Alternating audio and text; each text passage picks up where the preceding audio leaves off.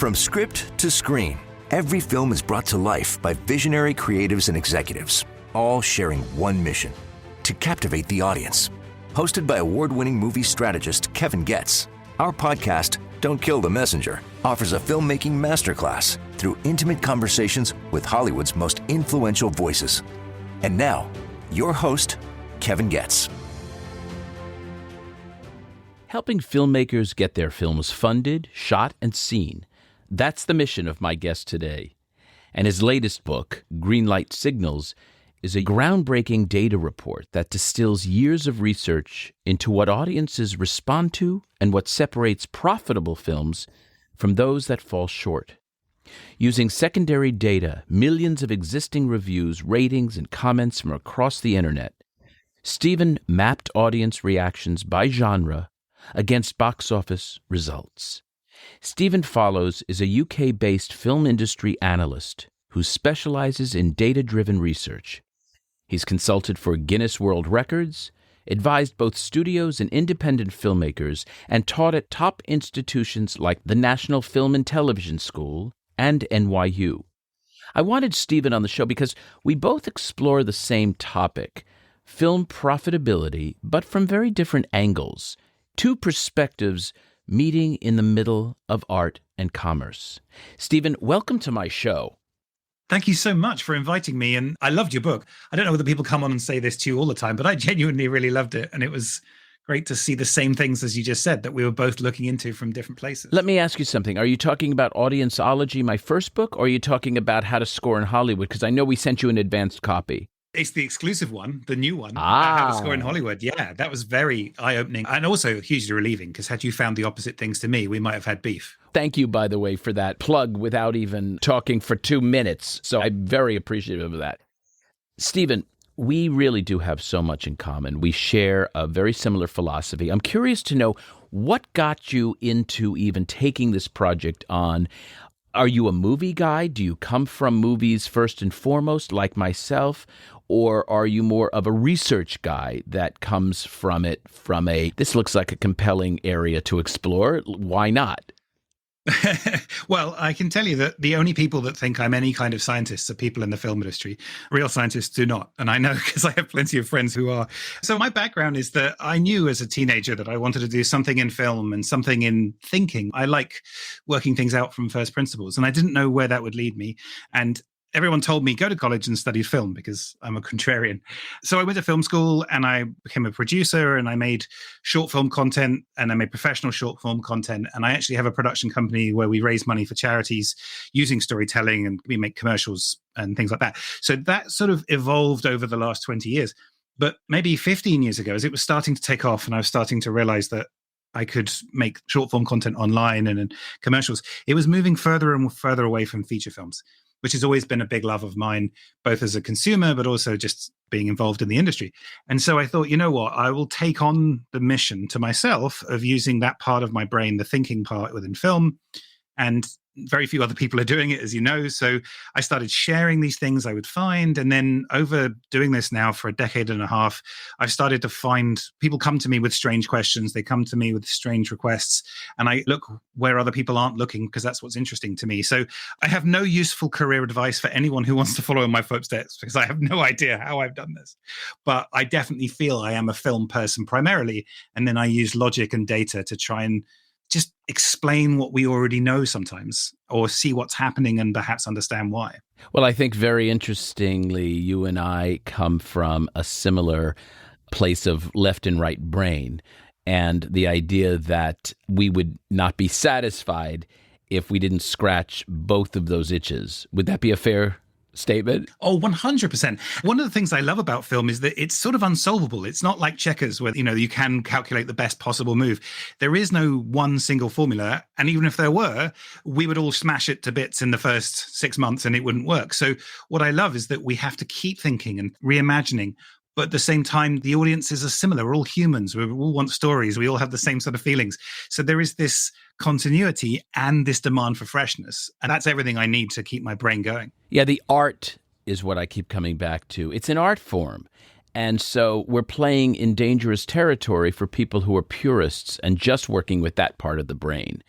but we are not trying to impede or interrupt or usurp your art. We're trying to help you make money doing what you love to do. Because I have a theory, which we're going to unpack in the second half of our program, that, as you know, every movie, if made and marketed for the right price, should make money.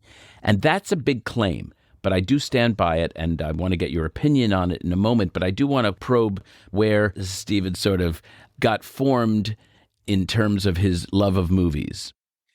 Well, I had quite a formative experience. I mean, I was out of film school. I produced a couple of micro-budget features, and I decided that producing wasn't really for me. I'm going back further, Stephen.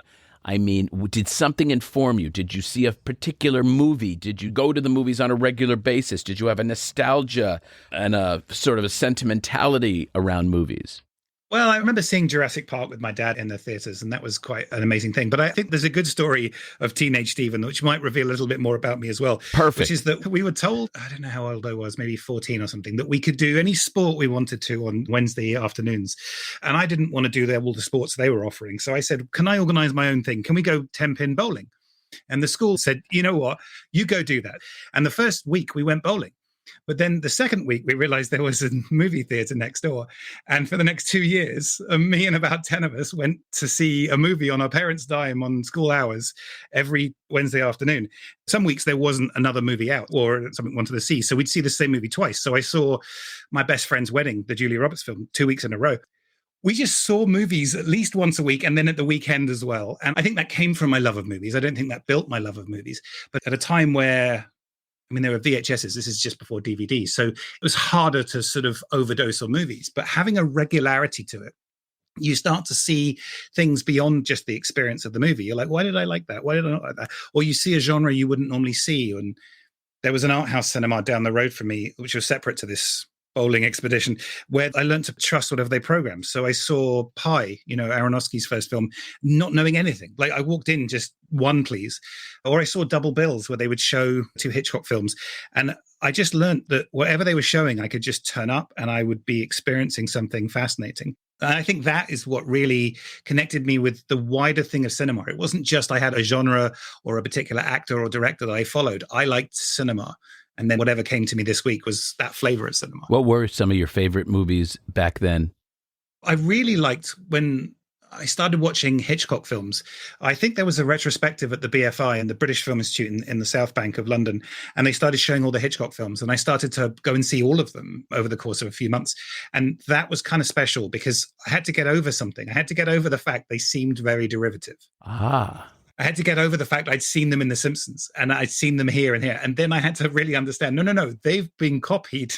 And then once the penny drops, you're like, oh my goodness, there was an audience who saw that thing for the first time. That's right. Alfred Hitchcock was indeed a very singular talent. It's funny, we just had several guests on my program who were talking about the kind of filmmaker like a Billy Wilder or a Willy Wyler or a Steven Spielberg or a Ron Howard who do so many different genres and don't have necessarily a distinct style, but they're good in everything they touch. I just saw a documentary on George Stevens, same thing. Yet there are some filmmakers like a Quentin Tarantino, Scorsese, Hitchcock, for example, that when you see the style of the filmmaking, you know who the filmmaker is. And I just think that's an interesting juxtaposition. I want to ask you, though, for me, sitting in audiences, and you know what I do, I test movies. I mean, I do a lot of things in the movie business, but one of the things I'm most known for is the testing of pre-released movies. So I've worked on over 5,000 titles, and I've been in thousands and thousands of screenings. And one of the things that got me to write the book, How to Score in Hollywood, was that I would look and say, how did they make the movie for that? I heard that the budget was so-and-so, and that is ridiculous. This is such a particular movie. It's not a broad recommendation. They've got to be losing money. And then I would unpack that. This is over years. And it finally got me so interested, I suppose, and maybe frustrated as well, that I wrote the book. Do you have a similar story around why you ended up getting into Greenlight Signals? Yeah, I do actually. So 15 years ago, when I started doing my own little data research projects, it wasn't intentional to publish them. I started helping friends who were writing business plans. And I had one particular friend who I think he had done a favor for me or something, but I really wanted to help him above and beyond. I really like, this is my chance. Like for a production company or something? Yeah. He was a producer putting together a package. He'd produced some films before. He was putting together his business plan. He knew I was number literate and interested in doing this. And he said, can you come and help me make a credible case for this movie? And I'm like, yep. I'm there, I can do it. So I read the script and I started gathering data on all sort of similar movies. And then I started understanding more about the flows of money. I understood some before, but I did lots of deep research. And I kept proving that all the films I looked at lost money. And I kept thinking, how have I done this wrong? Honestly, I was apologetic to him and I'd go back to people. And at some point, and I can't remember exactly when, the penny dropped. Oh my God, they did all lose money. And so I was like, well, what? I was initially sort of confused and I was like, oh, I don't understand how that's happened. But then I thought, oh my God, I'm going to have to go back to this guy and tell him, I'm really sorry. All these ones lost money and I don't know why. So I sat down with him and I said, look, I can't explain why, but all of the films that are similar to yours have lost money. And he said, yeah, I know, I'm still going to make mine. And I was like, oh, that's why they lost money. Because people are making them for passion reasons, certainly on the lower budgets, and they're not listening to the data. And maybe they shouldn't. I didn't then tell him not to make it or whatever. It was a really important moment, a two-punch, where you realize there's a lot of films that lose money. And second of all, clearly, the number one driver in the film industry is not money. It's just not. These people would do other things if they exclusively wanted money. Now, they do want money, but not exclusively. I do talk about that in my book. In any industry that you are driven by the driving force of money is never a good idea. It is just not a good motivating factor for success. You have to have the passion and the goods behind it. But again, my theory is that why wouldn't you try to make money each and every time out so that you could make another one? If for no other reason, because you may have a passion project, it loses money, and that person who gave you that money is not going back to give you more. And so that's why I wanted to help filmmakers primarily and studio folks so that they could stay in these jobs for a long time. Not to mention, any business is about making money, and it is a business first and foremost. And that doesn't mean you can't also make great art. I also want to ask you, was there a moment when you realized that data could illuminate patterns that most people in Hollywood only sensed sort of intuitively?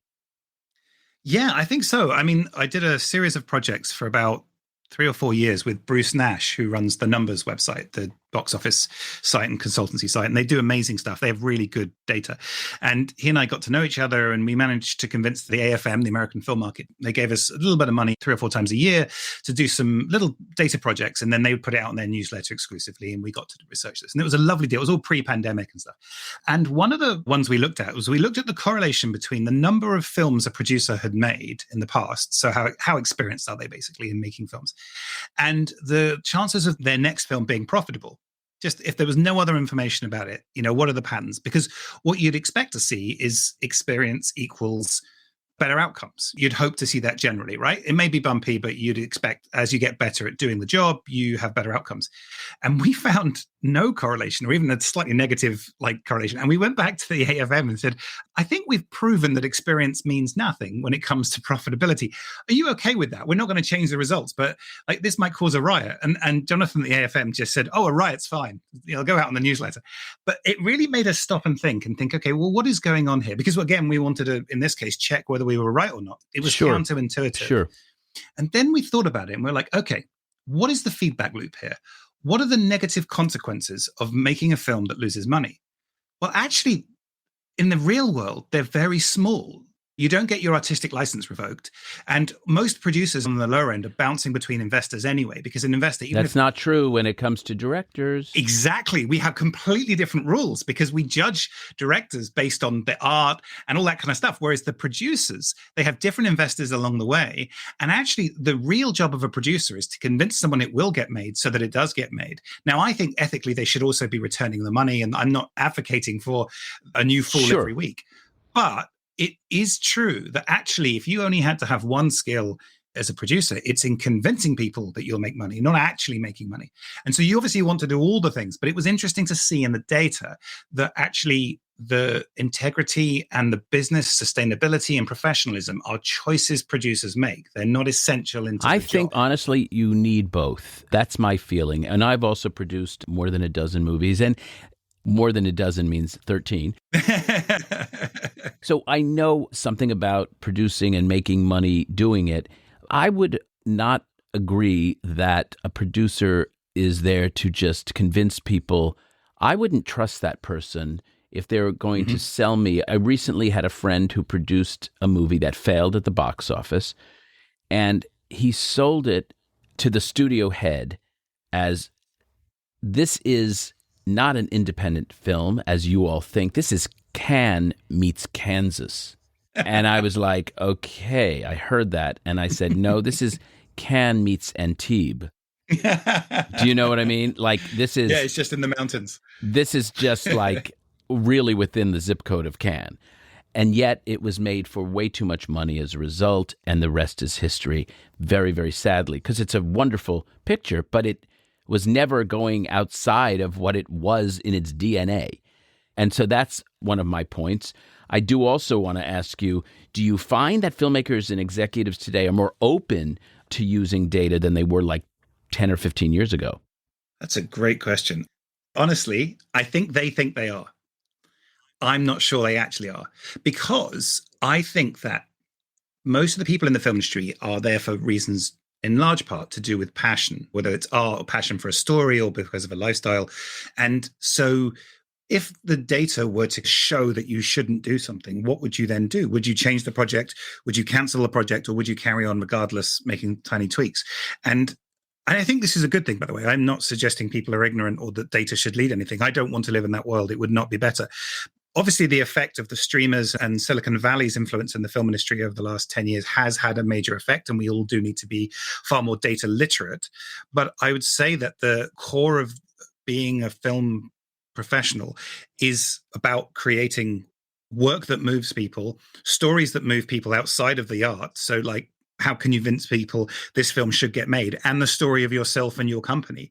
I mean, there is a point where the rubber hits the road. If you've lost money 10 features in a row, not only do you not have any money, you're not going to have any more. And I do think a good producer finds it easier and easier as their career goes on, and a bad or incompetent or shady producer finds it harder and harder as time goes on, because word gets around. That's my point, Stephen. Yeah, that's exactly my point. People will be found out because you still need to get in those rooms and sell. And if your credibility is questioned, you're going to have a far more difficult time getting something greenlit. No, you're totally right there. I think the thing is that you can get very far on words alone, but you can't make something good. And most crucially, and as you know, the audience don't care about any of this stuff. So you say it's a hotly anticipated movie, it was on the blacklist, this person was bidding versus that. Yeah, whatever. When it comes to the theater or watching it on TV, they're ruthless. They'll turn it off. They won't buy it. They won't recommend it. Or if you had to work uphill for 20 years and had to cut the budget 100 times and you make something that moves people, they'll tell everyone they know. They'll buy it again. They'll buy the soundtrack. And so I think there's a lot that goes on in the industry where we have to do stuff for gatekeepers, and we become gatekeepers, and we echo the same truisms, some of which are entirely true, some are kind of true, and some are downright false. But if the person standing in front of you believes something, you have to functionally kind of believe it. But all of that has just something to get over, because the audience will be honest and the audience will do what they want to do. And so that's why your kind of work is so useful, because you're trying to use the evidence of what will happen inevitably, that's what's going to happen, early in the process to improve it, and also to show the gatekeepers who might have a different view, no, actually, you're wrong in this case. Somebody asked me the other day in an article promoting the book, are you ever wrong in your assessment of movies and pre-greenlight research or playability research, as we call a screening? I said, I'm wrong every day. I'm always wrong. The audience, on the other hand, is never wrong. And I mean that because all the audience is doing is giving you their opinions, their unfettered opinions based on what they're seeing. So they don't have an agenda. They just want to enjoy something. Maybe if you want to call that an agenda, they just want to be entertained. But they don't come in with their arms crossed, say, show me. They just want to sit there and really enjoy it. And so when you ask them, did you enjoy it? And what was the level of your enjoyment? And how intense was that? And your passionate advocacy is either there or not there. Why not listen to that? If in fact you're making it for these people, I think you need to include them from the get-go as soon as the art is formed, and ignore them at your own peril. Well, I think it also reveals why people are doing things like, because if you're into the industry, hypothetically, let's say somebody who's only in there for their own ego, their own power, whatever, then actually there's not much interest in them listening to this stuff because it could prove them wrong. But if you're genuinely trying to make a good piece of art, you're trying to make a responsible business decision, you're trying to make a sustainable career with people who are going to trust you, you absolutely should listen to it. And so if I were to advise, and I do quite often advise investors and people doing slates and things like that, the questions that you really want to ask, not is, do you think this will make money? But like, what evidence would change your mind about the investment? Yes, and would make you go back into something you said no, or vice versa. Because if people say, no data would prove we shouldn't make this, well, then you're not making a rational decision. Well, that's exactly my next question, which was, in your view, what's the biggest misunderstanding that filmmakers, particularly filmmakers, have about data in general? They think it's prescriptive, and it's not. It's just the weather forecast. And that means two things. Number one, it means that it might be wrong, but also it means that even if 19 out of 20 things have failed, first of all, not all of them have failed, but also everything is based on the past performance. Pirates don't work until Pirates of the Caribbean. Historical films don't work until Gladiator. I don't know. People over-invest in the specificity of the whole thing. And I think there's a danger in looking what has happened and then saying that will happen. And that's not how we live our lives. I mean, it's useful information, but ultimately you have to take a really good look around, really understand what's happened before, watch the films, listen to the audience, and then choose what you make. And that is your artistic voice. That is your business opinion. That's what makes you, you. That's what you were talking earlier on about, the creative voice that threads through directors' films, even when they're telling different stories of different characters. There's the same for business as well. Yeah, you and I both talk about the fact that data doesn't dictate decisions, it guides them. And what do you think are the most valuable questions that good data helps creative leaders ask? I think the question to ask is, what will your audience be expecting from your film? And then part two, what are you going to do with that expectation?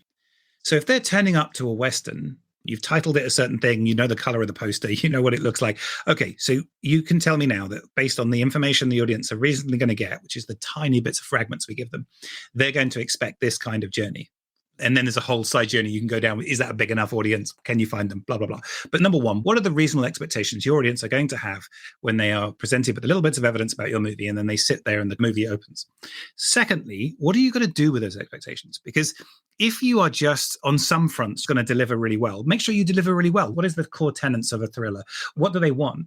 But if you're going to subvert them because that's what your art is, then great, but really subvert them. Don't misalign them. Yes. Don't kind of give them, because as you put in your book, you're giving them like a fudge of things. So what are your audience's expectations and what are you going to do with those expectations? I don't think that is in any way limiting to art, in any way, because it doesn't tell you what to do. It just forces you to be aware. 100%. The other part of that, of course, is how big is that audience? Absolutely. Size them up correctly. That's where most people fail. They don't know what they have. Yeah. Every movie should work because there's an audience for everyone. When we come back, we're going to talk to Stephen Follows specifically about some of those tenets that he just referenced, and also unpacking my theory about every movie, if made and marketed for the right price, should make money. We'll be back in a moment. If you're curious about how movies actually turn a profit, I've got something for you. My upcoming book, How to Score in Hollywood, dives into the intersection of creative instinct and audience insight, and where the business of film meets the art of storytelling. The book is available for pre-order now on your favorite bookseller platform. I'm also putting together a book launch team, and I'd love for you to be a part of it. We're looking for people to help spread the word ahead of our November release, and also to leave a short book review after its release.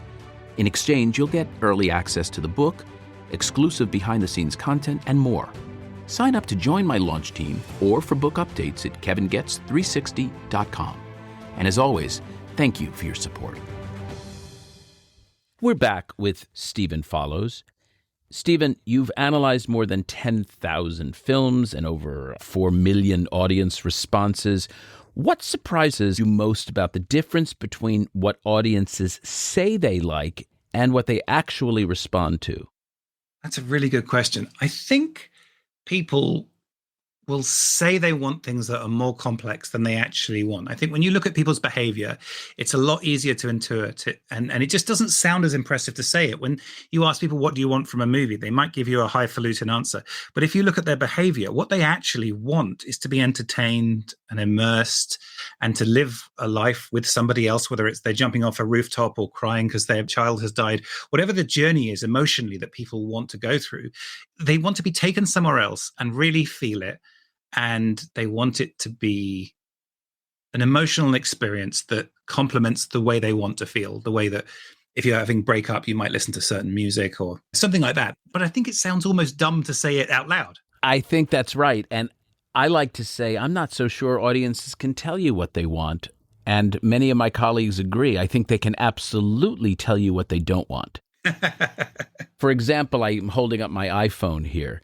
And if Steve Jobs had said, what would you like to see in the future with your telecommunications or your cameras or your computer, they would not have the ability to identify a 3-in-1 device that's 5 inches or whatever long and so forth. What the F? This can't be, right? And yet they could say, I want that. I've got to have that. And so I think an example very similar to a movie, when I do what we call capability testing, which is pre-greenlight testing, essentially concept testing on steroids, and you're adding sequentially lift items to see if this influences your decision or if this influences. But what I love is when I test a concept and right out of the gate, people are like, oh yeah, I'm in. You know you have something, period, full stop. So let's educate our listeners on some of the ways you unpack the tenets of different genres. First of all, you deal with about 18 genres. Is that correct? That's right, yeah. Can you rattle them off really quickly? Because I want people to hear how you, in your analytical mind, see movies separated by genre. Genre is such a broken system that works in the sense that whenever you try and pick it up, it's like sand between your fingers. And yet we all know what it is. And so I think of genre as a shorthand to the emotional experience. So what's the difference between, say, thriller and action?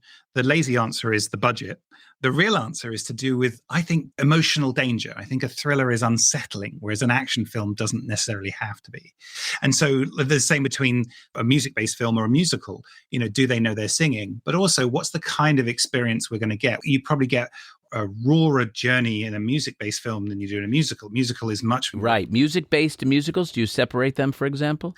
I do, yeah. So do I, because I'm working on the Springsteen movie right now. I worked on the Bob Dylan movie, and you're going to compare it to, say, Bohemian Rhapsody or Wicked. You know, they're totally different experiences. Or the word, I know you use animated as a catch-all, but animated is a proxy probably for children's animation or for all audience animation. But, you know, there's animation that is strictly adult animation. So it's not really a genre per se, but we've kind of adopted it, haven't we, as a genre? Of course. And almost all the genres are kind of broken in some way, you know, like about... I love this one. We don't use it anymore, and I don't think you do either. Foreign films. No, indie, yeah. You're a Brit, but in America, a foreign film included in that would be a British movie with people speak like you talk, you know, and that's how. But that is not the case because even foreign films are separated into genres. So I find it very fascinating. So can you rattle off your 18? Do you have that list? So, I mean, and you're right that, by the way, you know, animation is a format, Western is a setting, comedy is how you're going to feel. Drama is 60% of movies, and 100%. Drama. That's not effective. But yeah, so I've got thriller, drama, action, comedy, horror. I've got family as well, which is an audience one, but, you know, romance, animation, biography, fantasy, sport, sci-fi, music, war. It's interesting. Western is a genre, but I couldn't study Westerns because there are so few and they perform so poorly that studying the long-term trends of successful Westerns is incredibly hard. But there was a time in the 1950s and 60s where the Western ruled. So you can go back and look at some of the data to see what was it about that time. And it really has a lot to do with the frontier and the American dream at that point. It touched particularly Americans and people around the world of a certain feeling, and that's from my own analysis that I've conducted. But there's a lot to learn from historical films as well. It's not all about post-COVID, as I know you would attest to or agree with. Quite often, two things may look very similar, but then you use a different dimension and they look very different. So music and musical, for example, the levels of swearing and drug taking in music-based films is very high. And in musicals, it's very low. Like, Moulin Rouge may have absinthe, but it's fundamentally not a druggy film, whereas Almost Famous is. What would you call I Want to Dance with Somebody, the Whitney Houston biopic? There is a huge amount of crossover. So I'm not going to I'm not going to go around. No, because I worked on that. It was very challenging because here it is. It's a biopic at its core, right? But yes, there's a lot of drug use in it because obviously she had substance abuse issues, Whitney, and really throwing away her talent on these terrible drugs. So you're right. It could be very much a part of the fabric, but it's not what it's about. No, and it all depends on audience expectations. If you were to tell someone only this is a musical, what would they expect? And the thing is that often different people can be sold the same movie in different ways and still get what they want from it. And I noticed this recently when I was looking at romances, and the Tom Hanks film Castaway is listed as a romance on IMDb. And I thought, is it him and the ball? I'm not sure. That's a different kind of romance. But it's interesting because it depends on whether you think of that as having a romantic driver. And the real truth is we are making 2-hour-long, incredibly complex narrative, emotional journeys, and multiple things can apply. Where it really matters is how are you going to package it and how are you going to market it and who are you going to attract with it, because that really does make a difference. Once they're in the theater, you can take them on a nuanced journey. But if you're promising them something and then they say, okay, I accept your promise, I trust you, I will give you my time and my money, and then you don't deliver on that, that's a real problem. Yes, it is. So one of the strongest signals I found was matching the expectation with the movie. So when people feel missold, for whatever reason, I think the Danny Boyle film from many years ago, Sunshine, is a horror film, really, or at least it has horror film vibes, but it was sold as a big budget sci-fi because there weren't any big budget sci-fis out that week or that month. And so a lot of people, myself included, felt missold. Now, had we been sold what it was, we might have enjoyed it already. This isn't actually to comment on the movie. This is why my book focuses on the pre-greenlight stage, this particular book. Audienceology, my first book, focused on the playability stage. What you're referring to is marketability, which very few filmmakers have any control over. So the difference of our interpretations, our analysis of what makes a successful movie or doesn't, is really centered on using secondary data after the movie's released, looking back on it, as opposed to stuff that I'm doing, which is more first-party data, talking to hundreds, thousands, I don't know, could be in the millions of moviegoers over nearly 4 decades that I've been doing this. But at the end of the day, there are certain truths, and it's great to impart these things. And if somebody can have that power over a campaign or an influence in a campaign, certainly do it with a lot of what you're saying. I just want to point out that the frustrating part is, what can a filmmaker do early on to look out for? What are some of those pink flags or yellow flags that we should know? So let's unpack horror for just a moment. Talk to me, if you would, Stephen, about what you would say to a filmmaker saying, I have a new horror movie. I don't know if it should be PG-13 or R. I don't know if it should be slasher, creature, sci-fi, exorcism / ghost, torture porn, all of these subgenres of horror. What do you say to them? Well, horror is in a genre where it's an emotional experience. It's one where the audience strap themselves in and they lose control. They lose control of where they're looking, what they're hearing, what they're feeling, and they give it over to the filmmaker. So you have to think about what's the ride you're taking them on. And that is so much bigger than just the jump scares or the graphic details. Even if you are making something that is designed to be very graphic, the whole thing, the atmosphere, the anticipation, that is what it is. So it's about making fear feel like it's part of a world. So you want to create a world that they're excited and maybe a little bit worried to get into. And then you need to take on that responsibility that what you've done is build a roller coaster. You've strapped them in super tight. They can't get out. They're not going to move. And you now have to take them up, and down and left and right and all that sort of stuff. But you are in control of what they hear. You are in control of what they see. You're in control of what they know. And you should use that to take that atmosphere as long as you can. And it's interesting how different studies looking from different angles will discover the same thing, as you just said. And one of the things that I discovered a few years ago was I was looking at the average shot length. How long is the average shot? And obviously the shortest genre is action. That's not a surprise. But the longest was horror. When I initially did it, I was a bit surprised. And then I realized, no. That's because you can't see round the corner. You have to wait until that thing comes out the shadows. This is about control. Horror is essentially about controlling everything the audience know and feel and using that to take them constantly on their edge and occasionally drop them in something with a jump scare or graphic detail or a revelation, whatever it is, whether it's physical or an emotional journey. But it's not just those moments. You're not just filling time until those jump scares. I'm going to give you a few areas in many horror films that come up as problematic in the testing process. Number one, they have not declared themselves as a horror movie until too far into the movie. 100%. You're finding that too in your research? 100%. And audiences hate that. They hate that so much. That's right. And also, they don't deserve that because horror is not a genre that anyone should be unclear. We don't have to use the word consent here, but it's kind of that. I mean, that's what happened with Terrifier 3. Remember there were those stories in the press about audiences storming out. That's because the previews that they did this for, they weren't told it's a horror film. And Terrifier 3 is not a movie you should see unless you want to see Terrifier 3. And so they got the news and PR value they wanted. These weren't horror fans walking out of a horror film. But to do that on a mass scale with your normal release is just wrong and not going to work. Yeah, it comes out as a cash play. Yes. The other thing that we discover is that there are not enough scares in the movie.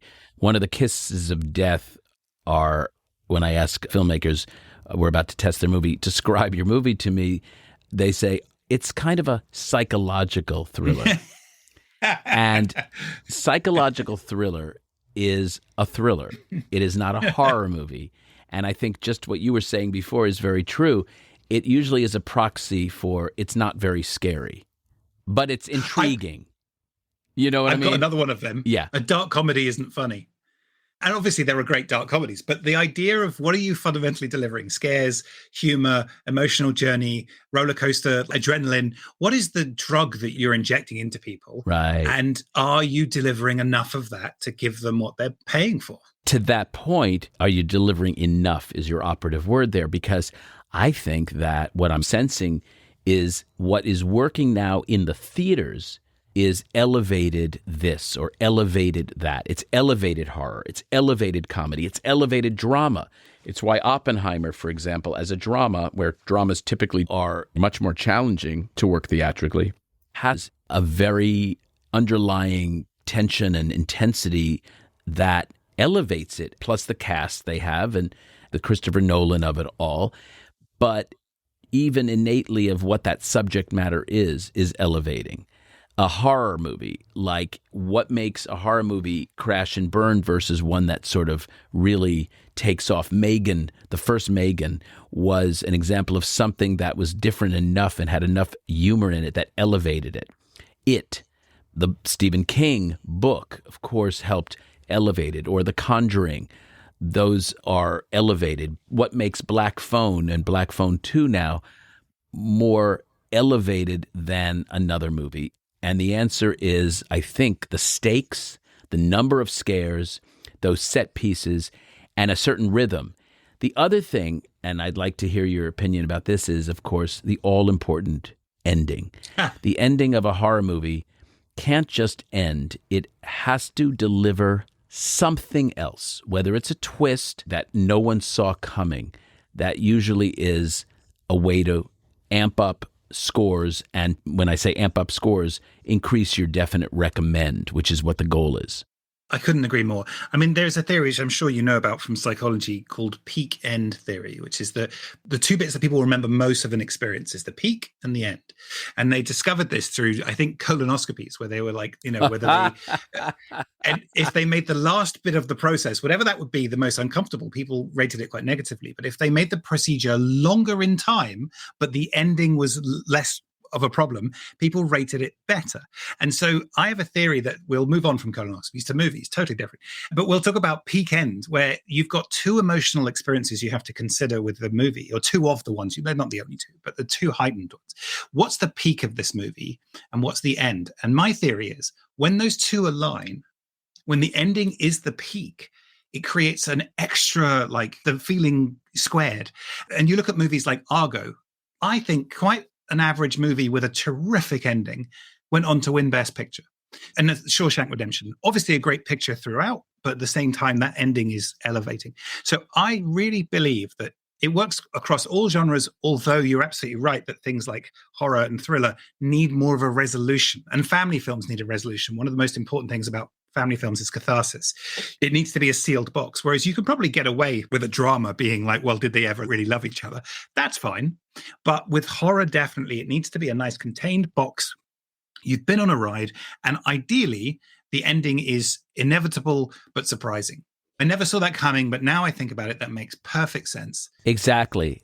I think your protagonist has to solve whatever was in their way and has to have some kind of catharsis and a feeling of, I went through this for 2 hours with you all, or we went through this with you, protagonist, and therefore I want to know that you're going to be okay. Yeah. When you have what I call a zombie ending, and I don't literally mean a zombie ending, I mean like of somewhere where you're left hanging in a very ambiguous way, usually those don't work.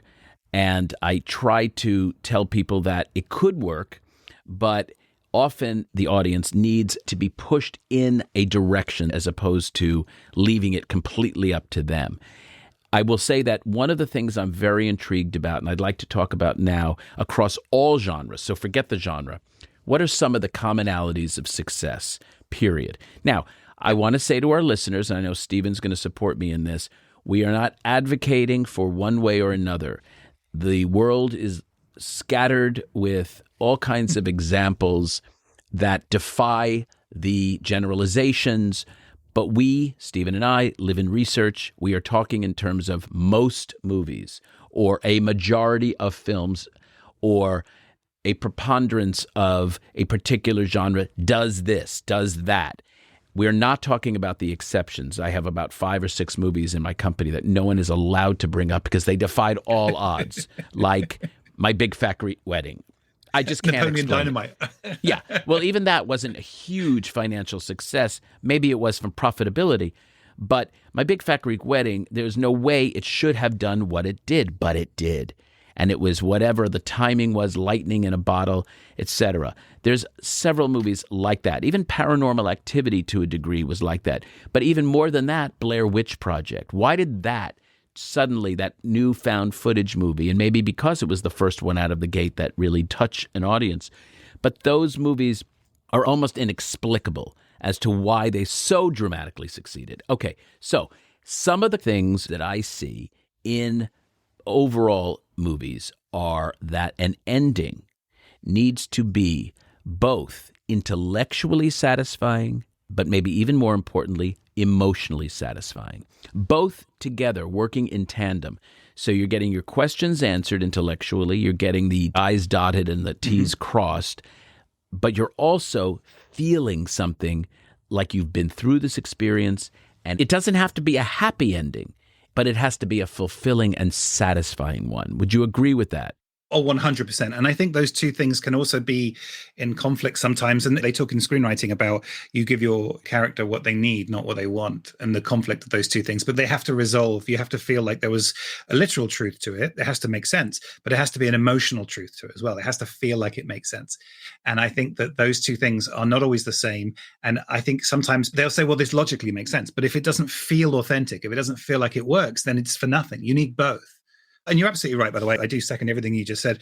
And I also think that these aren't hard rules, every single one. But the way I would think about it, rather than see this as a checklist of things you must do, I would see this as the more of these rules you're violating, the higher risk you're going down the path. That's exactly what I'm saying. Mitigating risk is what my whole book is about.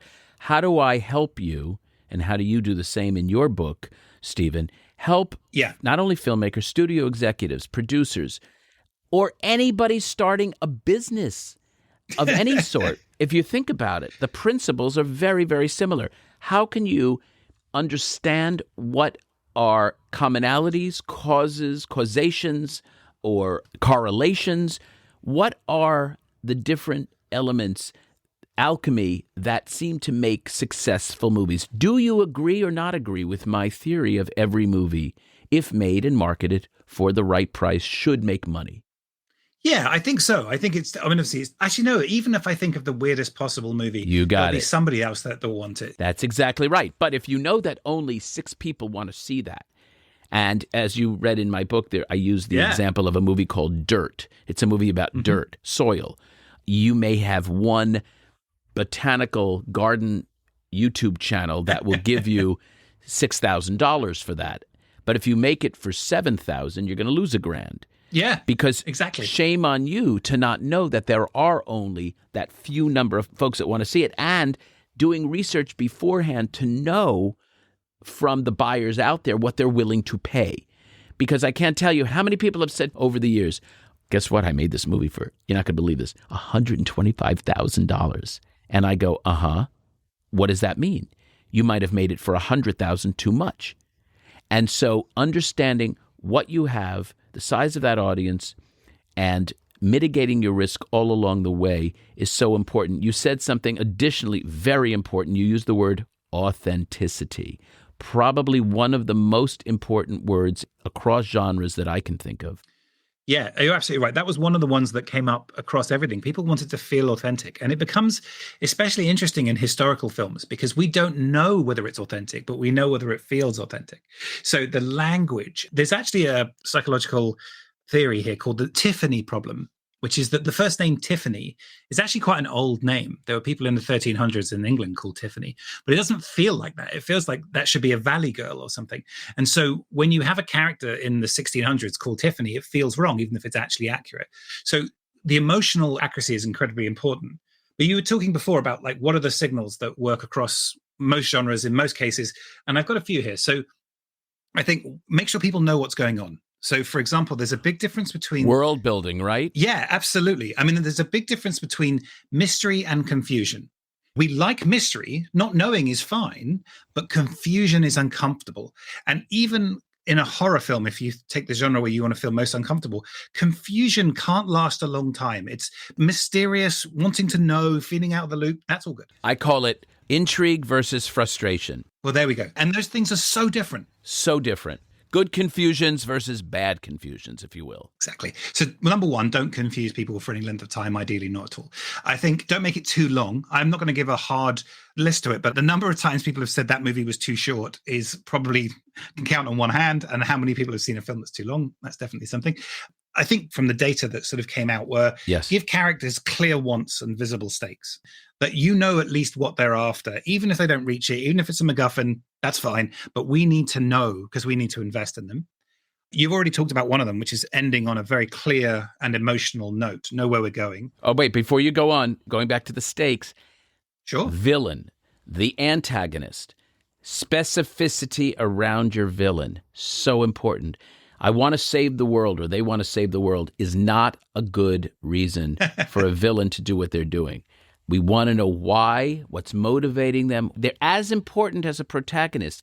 You need to have a fully fleshed out antagonist, which speaks to the stakes again as well. Don't you agree?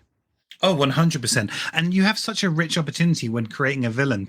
You could do something simple, like create the antithesis of the hero so that you've got difference. Or you can do something slightly more complicated, which is to make them overlap. Isn't that interesting? They both went to the same high school. They're brothers. He's your twin. Exactly. Or you can do things that are so much more complicated. But what a great opportunity, because you actually have 3 things going on. You have everything that the hero is.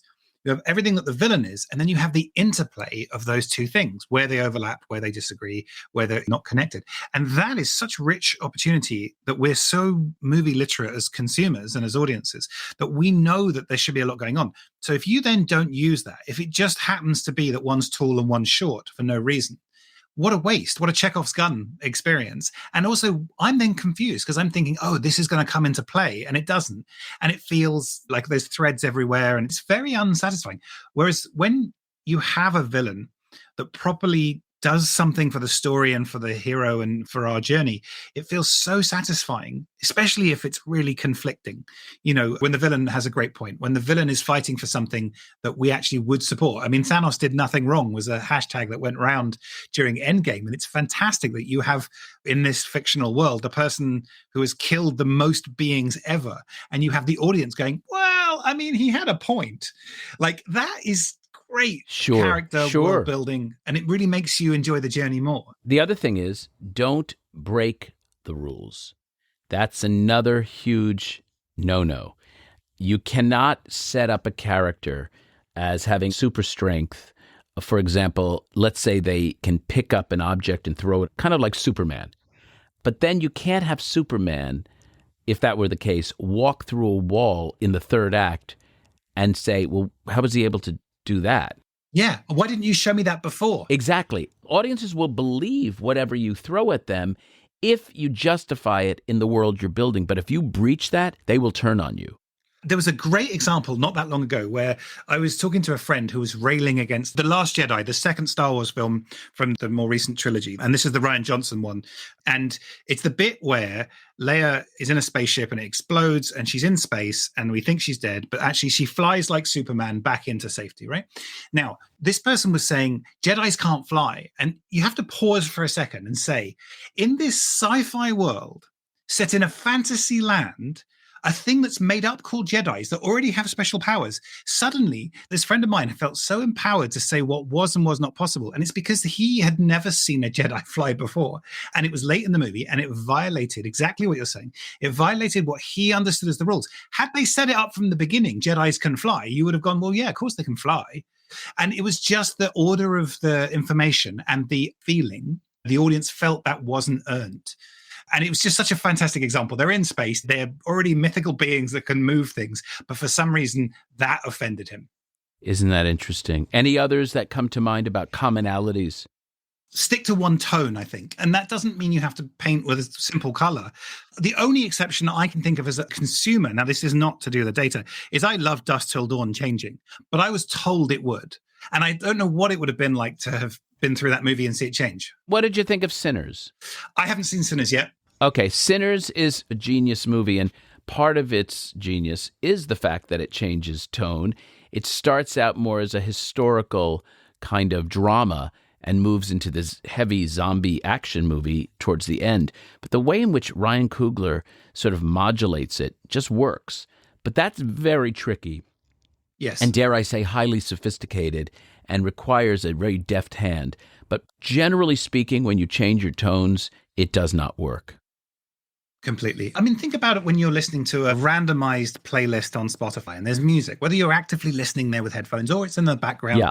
If it suddenly has some other tune that you weren't expecting, it will feel incredibly discordant, even if it's a tune you like. You know, you're singing to Bohemian Rhapsody and then Tubular Bells comes on. It doesn't feel like it fits. The job of a DJ is to make it feel like there's a set that works. And when they get it wrong, it's incredibly apparent. And it's the same with a movie. You can't have that with a scene or with a character or a line, because fundamentally, one of the biggest things I found across all genres is about immersion. You know, when people feel like they're lost in the world of the movie, they are on board. But when they're aware they're watching a movie, or they're aware that they're late, or did they do the parking correctly, or my bum itches, or whatever it is, then they're out of the movie. And I know this from giving lots of talks over the years. I'm teaching in classrooms, but also keynotes and speaking in front of large audiences. I know they're with me when they move as one. When it feels like there is one audience and they either sit still or they're taking notes together or they're looking to the left together. Do you know we record our audiences, by the way? Really? For the exact reason you're saying, 100%. Keep going. That's exactly right. Yeah, so when they school, when they go together like fish and they go left together, right together, or they're silent together, you've got them. Whatever you're doing is working. When they are moving in different directions or fidgeting, I've lost them. No matter how intellectually great what I've said, how much they laughed at the joke 3 minutes ago, fundamentally, they are either one being, and that's success, or they are individuals, and I have failed. And I think that that's true with immersion in movies. I would add to that set the stake up in the ground as early as possible to give the audience the ability to be on the same page, as opposed to having to slowly figure out, do I have permission to laugh here? Yes. Do I have permission to be scared here? Do you know what I mean? And so that's 100%. why laying that out as early as possible is super important. We can talk forever. I think that you and I really are probably soul brothers.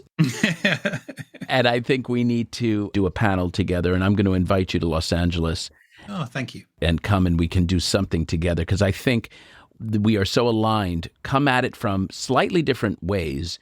But the fact that I have an ally is very exciting for me. I thank you so much, Stephen, for all of your contributions and the amount of work you've put in to come to these conclusions. There are certainly things that will help mitigate your risk along the way. Thank you so much for inviting me. I loved your book and I've really enjoyed chatting. I feel very grateful. To our listeners, I hope you enjoyed this conversation. I encourage you to check out Stephen's book, Greenlight Signals, and to follow him on Substack. For more insights into filmmaking, audience testing, and the business of Hollywood, I invite you to check out my books, Audienceology and How to Score in Hollywood, at Amazon or through my website at kevingetz360.com. You can also follow me on my social media. Next time on Don't Kill the Messenger, I'll welcome former advertising executive, studio marketing head, and president and COO of Screen Engine, Bob Levin. Until then, I'm Kevin Goetz, and to you, our listeners, I appreciate you being part of the movie-making process. Your opinions matter.